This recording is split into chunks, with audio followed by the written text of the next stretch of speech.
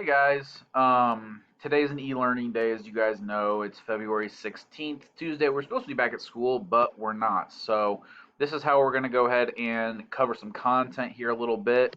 What you're going to need to do, and you'll see this on Canvas, is watch this video, just kind of listen and follow along. It'll be 15 minutes max, but probably less when I'm done here.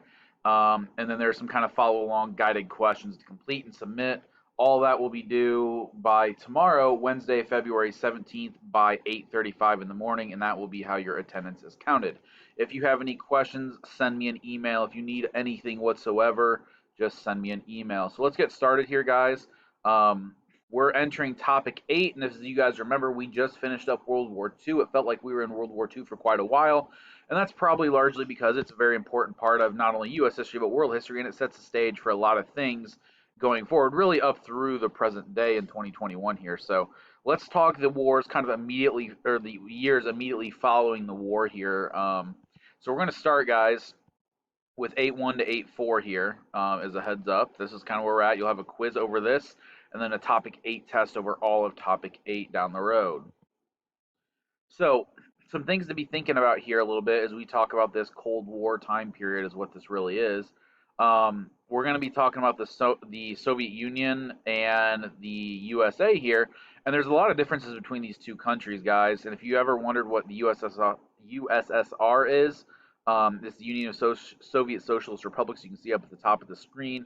You can see the hammer and sickle in the Soviet Union's flag there. That's kind of one of the key symbols that they tend to use a lot to represent Russia. So in the Soviet Union here. So think about, if you guys want to pause and do this, go for it, or you can just go right ahead. But think about some key differences, guys, here, and some things we need to be thinking about would be the difference in like economics, their politics, socially, culturally, etc. There's a lot of differences between these two countries, and they're not just like minor differences either. There are a lot of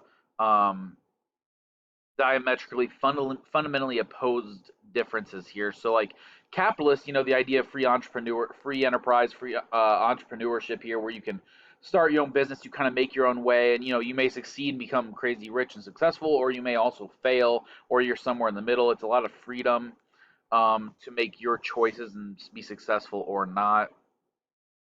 And whereas in the Soviet Union, there's a lot of communism going on, where that's basically the one person or political party is in power.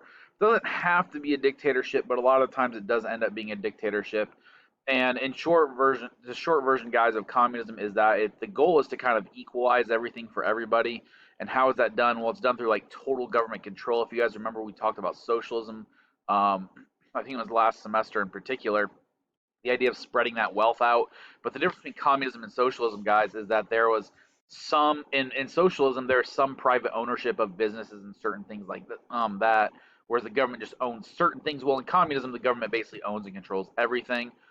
Here in the U.S., and this is still true today, there's freedom of religion, whether it's whatever religion you want or no religion. Whereas um, atheism can be prominent in the Soviet Union. Not believing in any sort of religion, no sort of divine presence, or maybe limited religious freedom. Like, hey, here's your two choices, you pick one. So very limited. Um, Talked about this a little bit between capitalism and communism, a little bit, where the government owns everything in communism, you don't own anything, and that's kind of the reverse in capitalism. And then, of course, there's the idea of democracy, roughly. Technically, we're a constitutional republic where we elect our representatives, but we have a form of democracy here where the people get a lot of say and influence, whereas, as mentioned a little bit ago, communism tends to be more of a dictatorship style with one party and or person controlling everything. And the rights are also very different a lot of the times, whereas in communism, we touched on this in World War II with the rise of the dictators and how Stalin would control the press and the media and all that sort of stuff. Well, that's of course kind of the opposite here is in America. So just kind of keep these in mind, guys, as we go through this. Think about not only these slightly different, but they're drastically different. So when you have two massive superpowers, remember we're the two superpowers after World War II because within a few years after World War II, both countries are not only powerful but also have atomic weapons.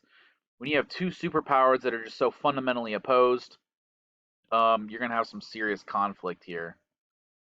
So, how did the Cold War start? Well, you can kind of see on the right the pictures of the bear and the eagle, and the liberty and the hammer and sickle. But Yalta and Potsdam didn't really go so well, guys.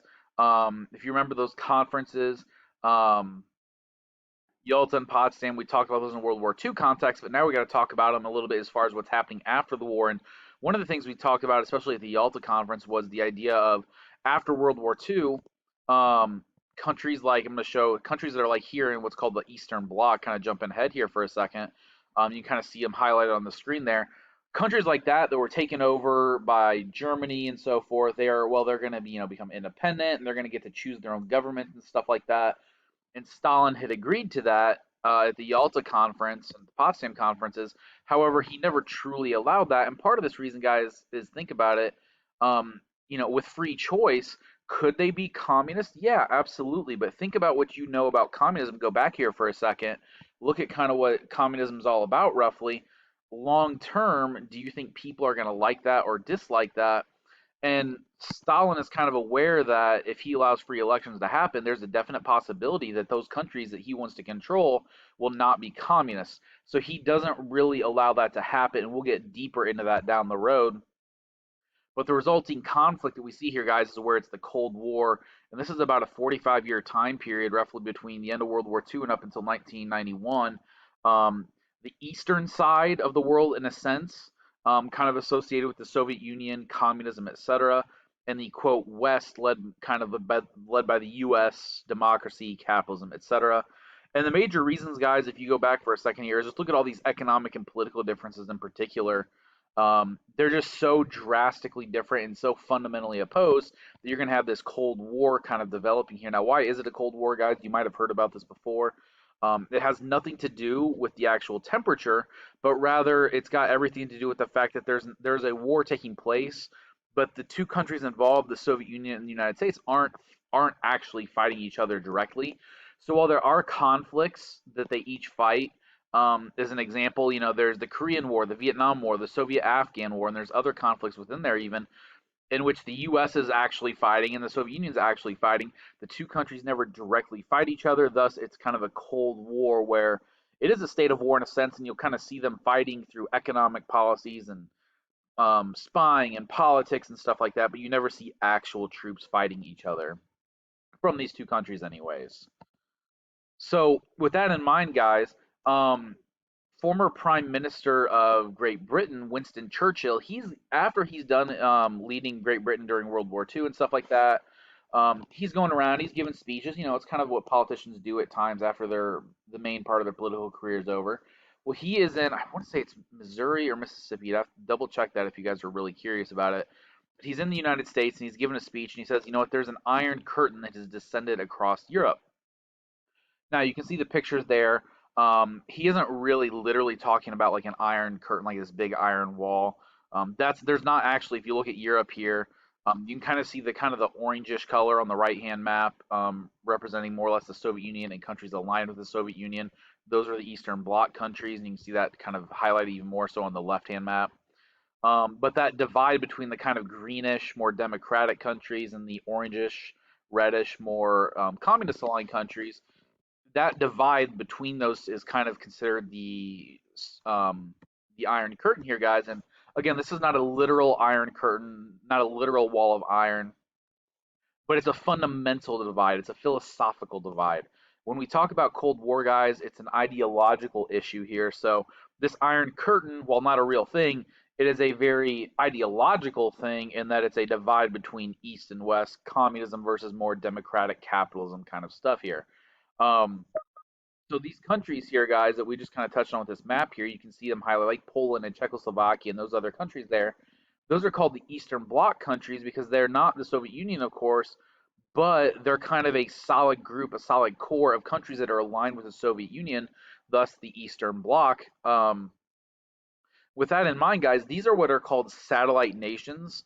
And thinking about this, they're controlled by the Soviet Union, guys. So think about like a puppet is probably a really simple way to kind of understand this. Whenever you see a puppet doing something, it's not really the puppet doing it, right? So if Poland's making a decision, well, it's not really Poland making that decision. Ultimately, it's the puppeteer. In this case, it would be the Soviet Union. So think maybe like a marionette with a puppet with the strings, and someone's holding the wooden block that controls it. When that happens, that's kind of like the same concept as a satellite nation. So these are puppet countries basically controlled by the Soviet Union once Stalin does not allow those free elections we talked about with Yalta conference. So with that in mind, guys, the U.S. is not going to just sit around and do nothing. Under the Truman Doctrine, we're going to push a lot of money out to countries that are looking to fight against communism. Notice, are we fighting against communism in the Soviet Union? Yes, we are. Are we doing it with soldiers? No, we're not. This is kind of that Cold War concept here a little bit. And you can see the numbers there. We put a lot of money towards Turkey and Greece. There are communist revolutionaries who are trying to turn the countries communist, and Turkey and Greece, we send them a lot of money, and it actually works. Which, think about it, guys. Pause for 1 second here. What is that going to encourage the U.S. to do down the road when it comes to this money? When it comes to countries that are fighting communists, we had success in Greece and Turkey. If a similar situation arises again, what might the U.S. then do, given the success we've had using the Truman Doctrine here?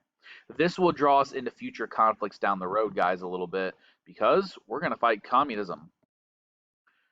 One other aspect of that, guys, led by George F. Kennan there, you guys can see him pictured a little bit, um, is the idea of containment. And containment's really simple, guys. Communism, we are not trying to wipe it out, but we are going to allow it to stay where it is. We want to kind of contain it. It's like the pool in a water, or the water in a pool, guys. You're not trying to take the water out, but you're trying to keep the water in the pool. In this case, for the example here, the water would be communism, and we're just trying to keep the communism where it's at. We don't want it to expand. So this, again, think about this, guys. If communism tries to expand by the containment policy, aren't we going to have to get involved wherever it's trying to expand? Could this possibly lead us to future conflicts? Something to keep in the back of your mind going forward. And really, guys, the Truman Doctrine, containment, and the Marshall Plan here, these are going to be some things that kind of influence the Cold War long term and kind of create various conflicts. So going on to the Marshall Plan here as we wrap up, in 1948, you can see Secretary of State George C. Marshall, who's pictured up in the top right corner. He has an idea of like, look, we need these countries in Europe that are war torn. We don't want a repeat of World War I, where guys like Hitler and Mussolini and whatnot, where they're able to use the poor economic situations and say, hey, I've got the idea. And basically, he's thinking back to that. He doesn't want Stalin and the communists to be able to come and say, look, if you become communist, we're going to be able to fix all your problems after World War II. So the Marshall Plan, guys, is to give financial, monetary aid, and agricultural aid to countries in Europe. What is it? How is this? What's the one string attached to this? You can't go communist.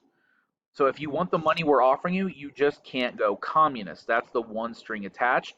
And the idea being that we're going to be able to sit there and say, hey, look what capitalism and democracy are doing for you. Are you getting that from communism? No, you're not. So therefore, if capitalism and democracy are helping you, wouldn't it make sense, countries of Europe, that you would want to become more capitalist and democratic? So this is a little bit of almost in a sense economic, political bribery in a sense. But the idea being that this is good for everybody too. Not only will there be more capitalist and democratic nations, which then strengthens us and weakens communism, but also this is good for us. Yeah, we're dumping all this money into it. You can see the numbers there, $13 billion in grants and loans. And we looked at this up the other day, and this is like approaching, $250 million, a ton of money. And yet, this is really kind of a good thing because ultimately we're going to be able to do business with these countries. They're going to be able to do business with us, and they'll hopefully be capitalist and democratic as opposed to communist. Stalin is not a fan of this, of course, because he's going to have to, fight against this. He's trying to spread communism. We're trying to spread capitalism and democracy. This is a positive for us, along with containment and the Truman Doctrine. And Stalin's having to fight against the Marshall Plan and containment and the Truman Doctrine. So he hates this concept a little bit here, guys. So that's kind of the quick version, guys, of what we covered in class the last day that I didn't see you guys. If you have any questions, get a hold of me. Make sure you guys complete the document and submit it for attendance and the assignments. And as well, there is a Marshall Plan political cartoon assignment that is up on Canvas you guys may have seen. And there is also an essay assignment that will be available to you guys on Canvas. And we'll talk about that next time I see you guys in class. Again, if you have any questions, just send me an email.